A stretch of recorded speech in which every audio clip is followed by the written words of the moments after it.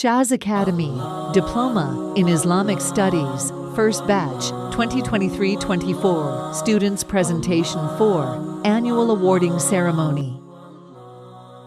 பிஸ்மில்லாஹிர்ரஹ்மானிர்ரஹீம். லா ஹவுல வலா குவத்த இல்லா பில்லா. எத்தனையோ சமுதாயத்தை அல்லாஹ் சுப்ஹானஹு வ தஆலா இந்த உலகத்தில் தோற்றுவித்தாலும் நாளை மறுமையில் முஹம்மது நபி ஸல்லல்லாஹு அலைஹி வஸல்லம் அவர்களின் சமுதாயமே சிறந்த சமுதாயமாக இருக்கும். சுப்ஹானல்லாஹ். அனைத்து உலக முஸ்லிம்களுக்காக துவா செய்தவர்களாகவும் அல்லாஹ் சுப்ஹானஹு வ தஆலா நம் பாவங்களை மன்னிக்க துவா செய்தவர்களாகவும் இஸ்லாம் சமுதாயம் அன்றும் இன்றும் என்ற விளக்க தொகுப்பு இதோ உங்கள் பார்வைக்காக. இஸ்லாமிய சமுதாயம் அன்றும் இன்றும் என்ற விளக்க தொகுப்பு 6 பகுதிகளாக பிரிக்கப்பட்டுள்ளது. முகவுரை: நபி ஸல்லல்லாஹு அலைஹி வஸல்லம் அவர்களின் நபித்துவம், முந்தியவர்கள் முதலாமானவர்கள், இஸ்லாம் உச்சம் தொடுதல், இஸ்லாத்தின் தற்போது நிலை எப்படி இருக்க வேண்டும், இன்ஷா அல்லாஹ்.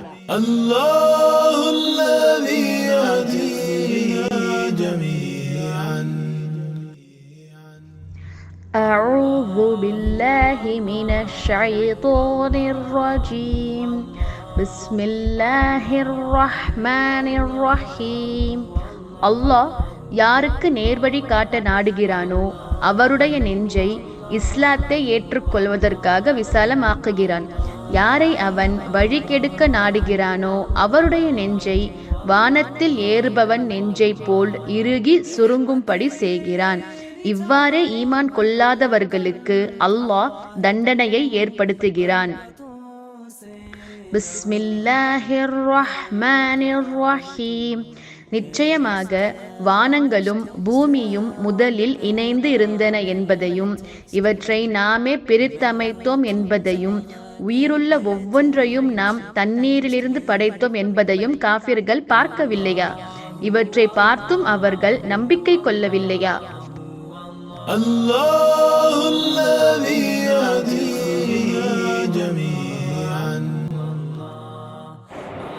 நபிகள் நாயகம் ஸல்லல்லாஹு அலைஹி வஸல்லம் அவர்கள் உண்மையுடனும் ஒழுக்கத்துடனும் உயர் பண்புகளை கொண்டு ஒரு உன்னதமான வாழ்க்கையை வாழ்ந்து காட்டினார்கள். பணிவு கொண்டவராகவும் பெருமை கொள்வதை விட்டும் விலகியே இருந்தார்கள். தன் முன் மற்றவர்கள் எழுந்து நிற்பதை கூட தடை செய்தார்கள். வாக்குறுதிகளை நிறைவேற்றுவதில் ஒரு முன்மாதிரியாக இருந்தார்கள்.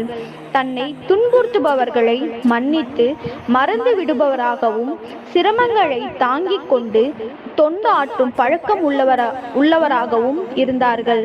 தோழர்களோடு எதிரிகளையும் சேர்த்து நேசிக்கும் பழக்கம் கொண்ட நாயகம் அவர்கள். பெரும்பாலும் நபிகள் நாயகம் ஸல்லல்லாஹு அலைஹி வஸல்லம் அவர்கள் அமைதியாகவே இருப்பார்கள். அவருடைய பேச்சு கருத்தாழம் மிக்கதாகவும் ஆழ்ந்த சிந்தனை உடையதாகவும் இருக்கும். அவருடைய சொல் ஆற்றல் தெல்ல தெளிவாக இலக்கிய நயத்துடன் இருக்கும். தன் வாழ்நாளில் ஒருபோதும் அவர்கள் இறைவனுக்கு இணை வைத்தது இல்லை, மது அருந்தியது இல்லை, பொய் சொன்னது இல்லை, பிறரை பழிக்க மாட்டார்கள், குறை கூற மாட்டார்கள், அடுத்தவரின் குறையை தேடவும் மாட்டார்கள். மிக அழகிய ஒழுக்கங்களை தானும் கடைபிடித்து அதனை பிறருக்கும் கற்றுக் கொடுப்பவராக இருந்தார்கள். நபிகளாரின் சபை கல்வி, கண்ணியம், பொறுமை, சகிப்புத்தன்மை, வெட்கம், நம்பிக்கை போன்ற அனைத்து அம்சங்களும் நிறைந்ததாக இருந்தது. அவர்களின் நற்குணம் குறித்து அத்தியாயம் 68 வசனம் 4 அல்லாஹ் சொல்லி காட்டுகிறான். நிச்சயமாக நபியே, நீங்கள் நற்குணமுடையவராகவே இருக்கின்றீர்கள். இதனால் தான் உலகம் கவரும் உயரிய தலைவராக நபி ஸல்லல்லாஹு அலைஹி வஸல்லம் திகழ்ந்தார்கள்.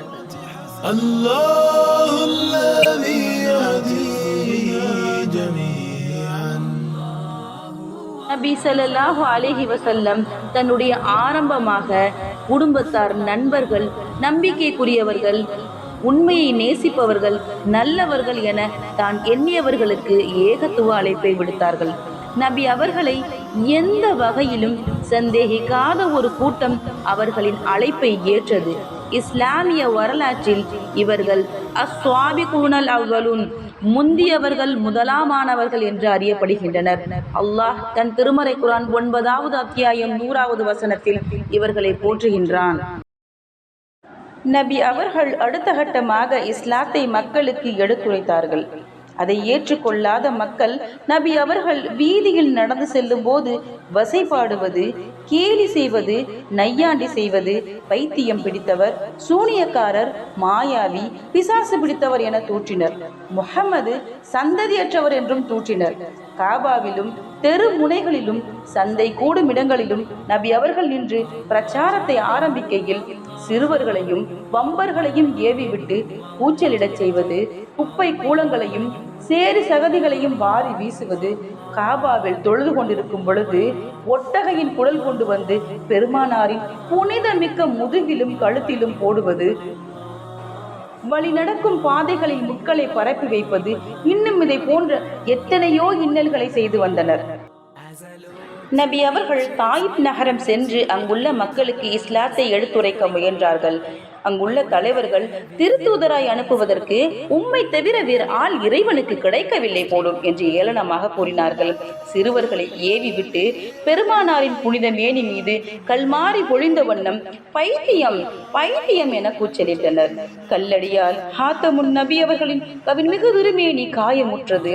மலர் பாதங்கள் இருண்டும் குருதியில் தோய்ந்து காலணிகளை நனைத்தன.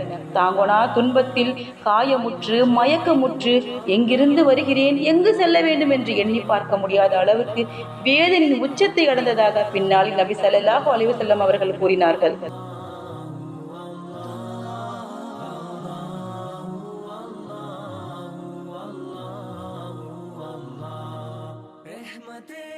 இஸ்லாத்தை தழுவியதால் சஹாபாக்களுக்கு ஏற்பட்ட துயரங்கள். முஸப் இப்னு உமைர் ரலியல்லாஹு அவர்கள் குறைசி குலத்தைச் சேர்ந்தவர்.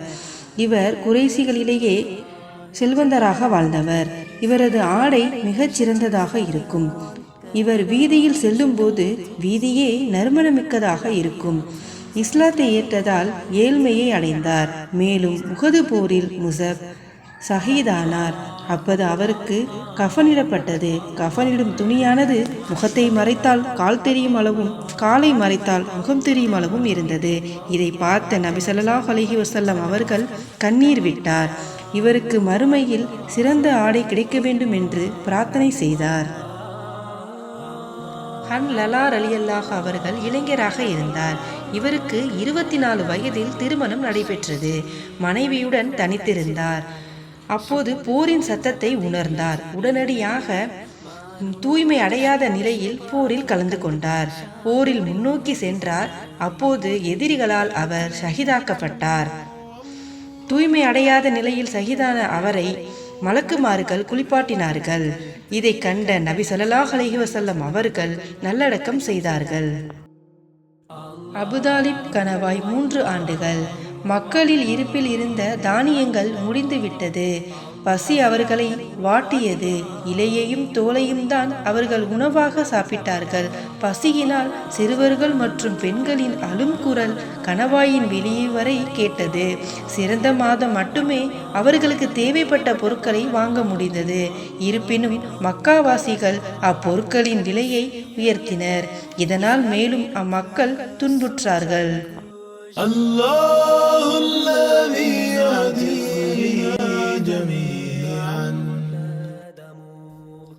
தொடர்ந்தது வெற்றி. முஹம்மது நபி ஸல்லல்லாஹு அலைஹி வஸல்லம் அவர்களுக்கு குர்ஆன் வசனங்களை அல்லாஹ் இறக்க இஸ்லாத்தின் எழுச்சி அதிகரித்தது. அரேபிய தீபகற்பம் முழுவதும் பரவியது. மற்ற பகுதியிலும் இஸ்லாம் எழுச்சியை கண்டது. தன் வாழ்க்கையையே முஸ்லிம் உம்மத்துகளுக்காக அர்ப்பணித்த நம் உத்தம நபி அவர்கள் 632ஆம் ஆண்டு மரணமடைந்தார்கள். பிறகு இஸ்லாமிய ஆட்சி 4 கலீஃபாக்களால் ஆட்சி செய்யப்பட்டது. ராஷிதின் கலீஃபாக்கள் என்று அழைக்கப்பட்ட இவர்கள் சிறப்பான ஆட்சியை கொடுத்தார்கள். சுப்ஹானல்லாஹ். இஸ்லாம் வளர்ந்தது, வீரிய தன்மையோடு வளர்ந்தது.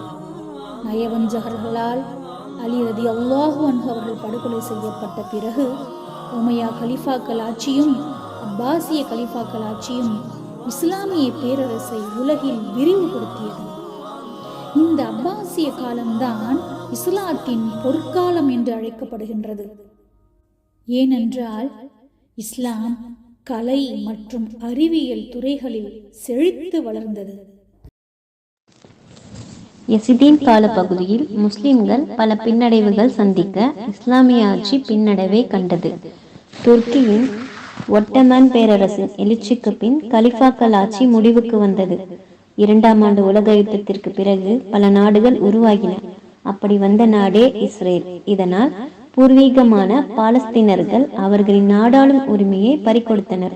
இருப்பினும் ஆசிய ஆப்பிரிக்கா நாட்டு இஸ்லாமியர்களின் வியாபார பெயர்ப்பு காரணமாக புதிய பகுதிகளிலும் இஸ்லாம் பரவுகிறது என்று, மேலும் பொருளாதாரம் மற்றும் கல்வியின் பொருட்டு புலம்பெறும் இஸ்லாமியர்களால் மற்ற மேற்கிந்திய நாடுகளிலும் இஸ்லாம் பரவுகின்றது.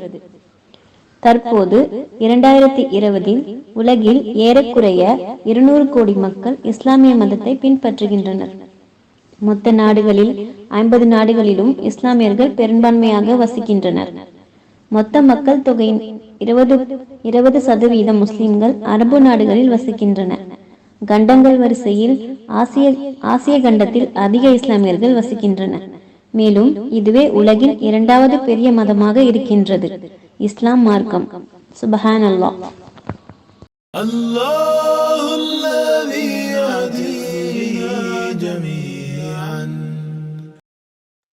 இவ்வாறு 60% நிலப்பரப்புகளை ஆட்சி செய்த நாம் 100 வருடங்களாக ஒரு உம்மத்து தலைமை இல்லாமல் தவித்துக் கொண்டிருக்கிறது இஸ்லாமிய சமுதாயம். இதற்கு காரணம் என்ன? முஸ்லிம்கள் வரம்பு மீறி பாவம் செய்யும் போது அவர்களுக்கு சொந்தமான இடத்தை ஆக்கிரமித்து ஆட்சி செய்பவர்களாக எதிரிகளான ரோமர்களும் கிரேக்கர்களும் இருப்பார்கள்.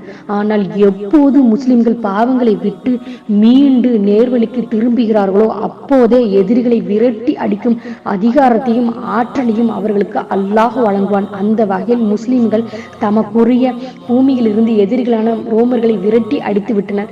எதிரிகளை அப்புறப்படுத்திய பிறகு அந்த பூமியில் அதிலும் அனைத்துக்கும் முஸ்லிம்களுக்கு உரியதாகும். உதாரணமாக அல்லாஹ் தஆலா உங்கள் சமுதாயத்தில் உங்களுக்கு படிப்பினை இருக்கிறது, நீங்கள் இதில் படிப்பினை பெற மாட்டீர்களா அப்படின்னு அல்லாஹ் தஆலா சொல்லி காட்டுறான். அப்போ நம்ம வரலாறுகள் எவ்வளவு முக்கியம் அல்லாஹ் தஆலா நமக்கு சொல்லி காட்டுறான்.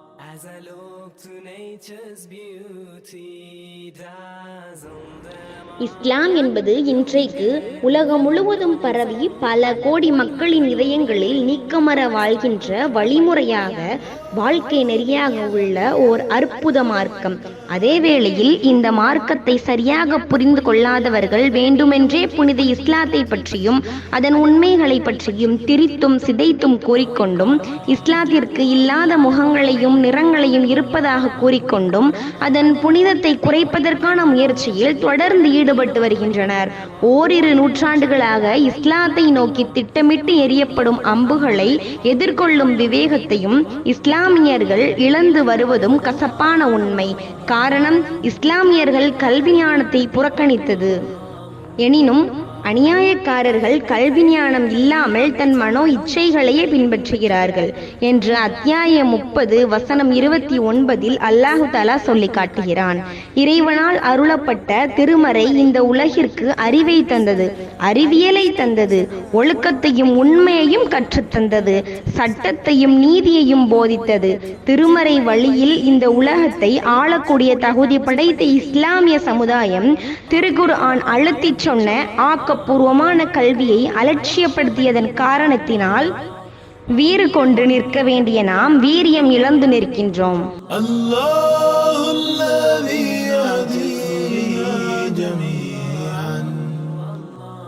நாம் என்ன செய்ய வேண்டும்? இதற்கான தீர்வு என்ன? நம்முடைய சந்ததியினருக்கு நாம இஸ்லாத்தை ஒரு முழு மார்க்கமாக சொல்லி கொடுத்து வளர்க்கணும். நம்ம அப்படி சொல்லி கொடுத்து வளர்க்கல அப்படின்னா அவங்களுக்கு இஸ்லாம் அப்படின்னா என்னன்னே தெரியாம போயிடும். இன்றளவு நம்முடைய சமுதாயத்துல நாம பல பேர்கிட்ட இஸ்லாம் அப்படின்னா என்ன அப்படின்னு கேட்டோம்னா தொழுகை, நோன்பு, ஜக்காத், ஹஜ் இதை மட்டும்தான் புரிஞ்சு வச்சிருக்கிறாங்க. இதை மட்டும் என்ன செய்யறாங்க? அவங்க முடிந்த அளவுக்கு செயல்படுத்தக்கூடியவங்களா இருக்காங்க. அப்ப நம்முடைய சந்ததியினர் காலப்போக்குல இதையுமே சுருக்கி என்ன செஞ்சிருவாங்க? பேசக்கூடியவங்களாகவும் செய்யக்கூடியவங்களாகவும் ஆயிடுவாங்க. அப்ப இஸ்லாம்னா அப்படி கிடையாது. இஸ்லாம்னா எல்லா விஷயங்களுக்கும் தீர்வு கொடுக்கக்கூடிய ஒரு மார்க்கம். இதுல எல்லா பிரச்சனைகளுக்கும் தீர்வு இருக்கு. இஸ்லாமியர்கள் அனைவருமே ஒற்றுமையாக இருந்தோம் அப்படின்னா இன்னைக்கு நடக்கக்கூடிய பல பிரச்சனைகளுக்கு இஸ்லாம் ஒரு தீர்வாக இருக்கும் அப்படிங்கிறத நம்முடைய சமூகத்துக்கிட்ட நம்முடைய தலைமுறைகள் கிட்ட சொல்லி வளர்க்கணும். உலக கல்விக்கு முக்கியத்துவம் கொடுத்து நேரத்தை செலவு செய்யக்கூடிய நாம் மார்க்க கல்வியை கற்பதற்கு இவ்வளோ நேரமெல்லாம் முடியாது என்கின்றோம். மார்க்கத்தில் நமக்காக எனக்காக அல்லாஹ் என்ன சொல்லி இருக்கின்றான் என்று தெரிந்தால் மட்டும்தான் அதன்படி செயல்பட முடியும். முதலில் நம்மிடம் மாறக்கூடிய செயல் தொழுகை பெரும்பாலும் தொழுகின்றோம். ஆனால் ஃபஜ்ருடைய நேரத்தில் எழுந்து தொழுகின்றோமா என்றால் கிடையாது. அல்லாஹ் நாடியவர்களை தவிர ஒவ்வொருவரும் பொறுப்பாளியே என்ற எண்ணம் இல்லாமல் போனதே இந்நிலைக்கு முக்கிய காரணம். ஒரு வீட்டில் ஒரு நபர் இஸ்லாமுடைய சட்டத்திட்டங்களை அறிந்திருந்தால் அந்த குடும்பம் சீர்பெறும். ஒரு குடும்பம் சீர்பெற்றால் அண்டை வீட்டார் சீர்பெறுவர். அண்டை வீட்டார் சீர்பெற்றால் அந்த தெரு, அந்த ஊர் என அனைத்தும் சீர்பெறும். ஆக நல்லதொரு ஆட்சி கிடைக்க ஒவ்வொரு தனிநபரும் பொறுப்பாளியே. இப்படி அனைவரும் நம் பொறுப்பை உணர்ந்து நடந்தால் இன்ஷா அல்லாஹ் உமர் கலிஃபா ஆட்சியைப் போல் இல்லாமல் இருப்பினும் சிறந்த ஆட்சி அமையும்.